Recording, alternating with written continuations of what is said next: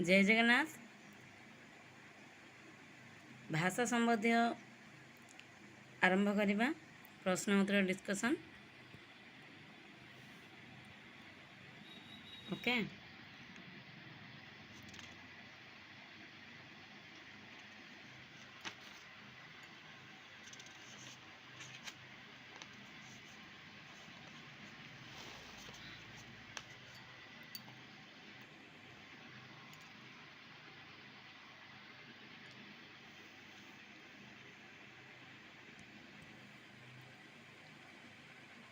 Ready start करवा।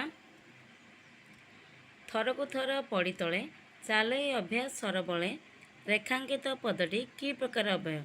ए विपसार्थक। ए है answer. जेड़े बाउंस को सेड़े पोलो रेखांकित पद गुड़िक कि प्रकार अव्यय? बी परिमाण सूचक।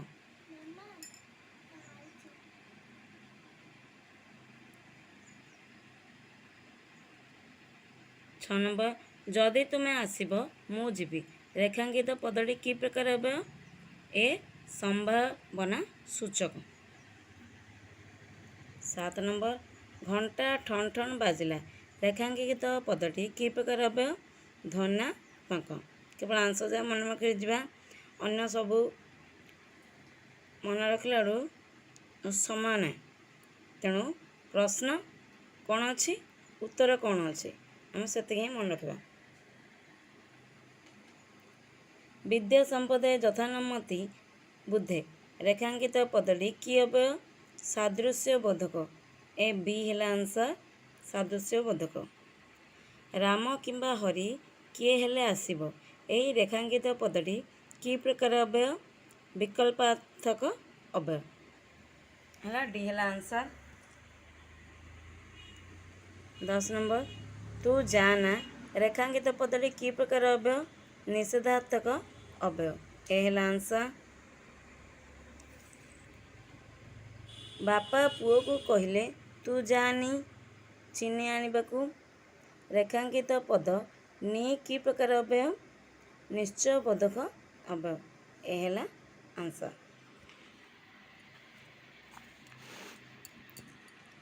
बी राम श्याम आदि कहीं आसी ना रेखांकित पदटी कि प्रकार अव्यय?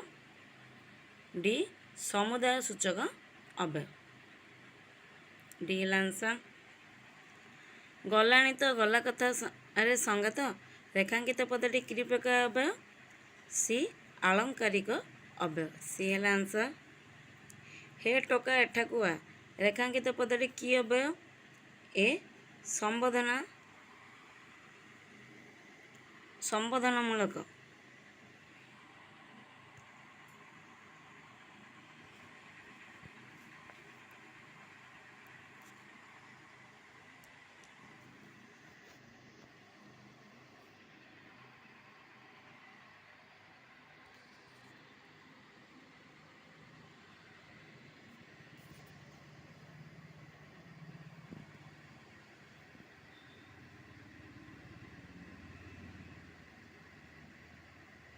हे टोका एठाकू आ रेखांकित पदटी कि अव्यय?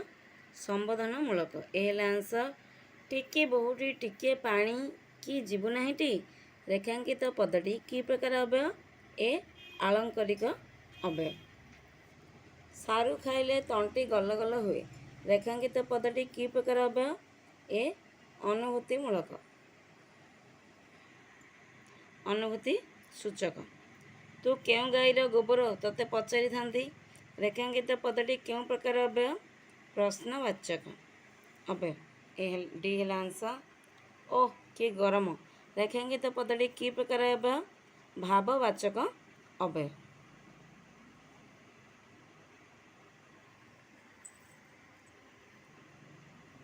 चोर टंका टोकर नहीं पलाई रेखांकित पदटी कि प्रकार अव्यय? पद विकारमूलक अव्यय। बी है आंसर।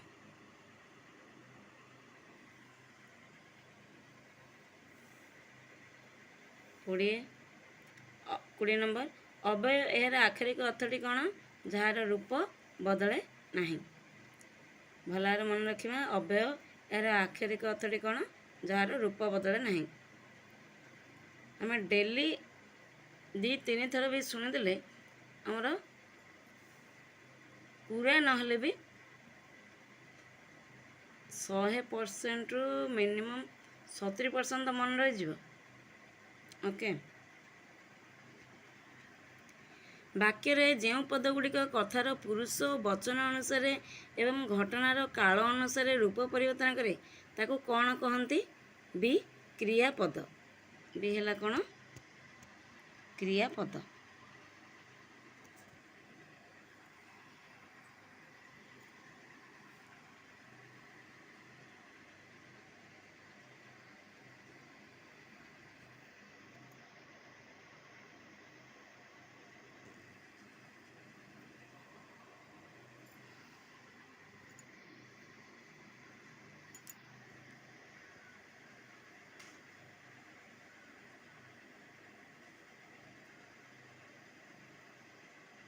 ବ୍ୟାକରଣରେ ଧାତୁ କହିଲେ କ'ଣ ବୁଝାଯାଏ? କ୍ରିୟାର ମୂଳପିଣ୍ଡ। ସି। ବୈକୃତିକ ଧାତୁଟି କିଏ? ଡି। ସନନ୍ତ। ମୌଳିକ ଧାତୁ କିଏ? ସି। ଦେଶଜ ଧାତୁ।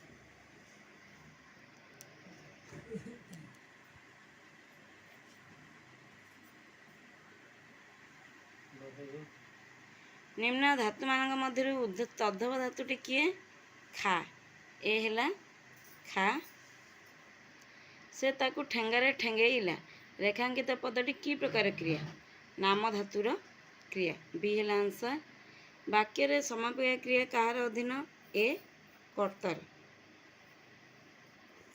କର୍ତ୍ତାର ବଚନ ପୁରୁଷ କାଳ ବଦଳିଲେ ଯେଉଁ କ୍ରିୟାର ରୂପ ବଦଳେ ତାକୁ କ'ଣ କହନ୍ତି? ଏ। ସମାପିକା କ୍ରିୟା। କେଉଁଟି ଅସମାପିକା କ୍ରିୟା? ଯାଉ ଯାଉ। ଡି ହେଲା ଆନ୍ସର୍। ଯାଉ ଯାଉ।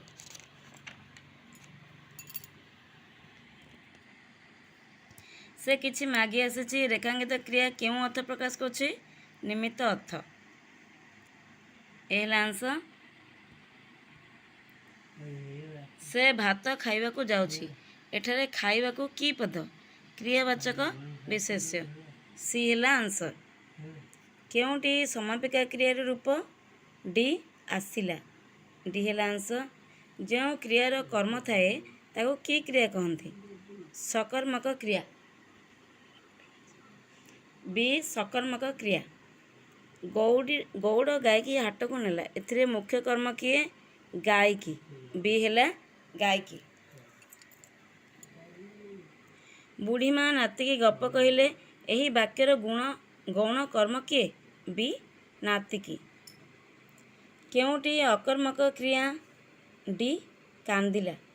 ଡି ହେଲା ଆନ୍ସର୍। ପିଲାଟି ଚାଲି ଜାଣିଛି। ରେଖାଙ୍କିତ ପଦଟି କି ପଦ? କ୍ରିୟାବାଚକ ବିଶେଷ୍ୟ। ବି ହେଲା ଆନ୍ସର୍। ସେ ହସଟାଏ ହସିଲା।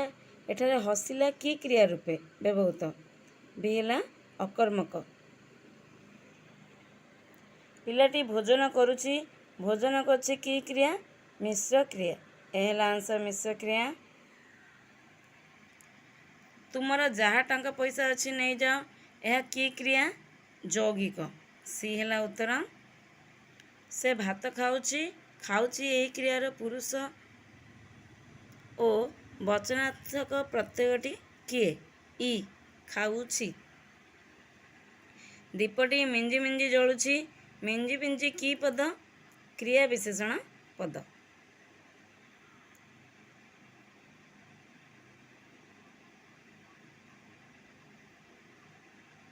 ଓକେ। ଏତି ଆଜି ଭଲ ଭାବରେ ମନେ ରଖିବେ।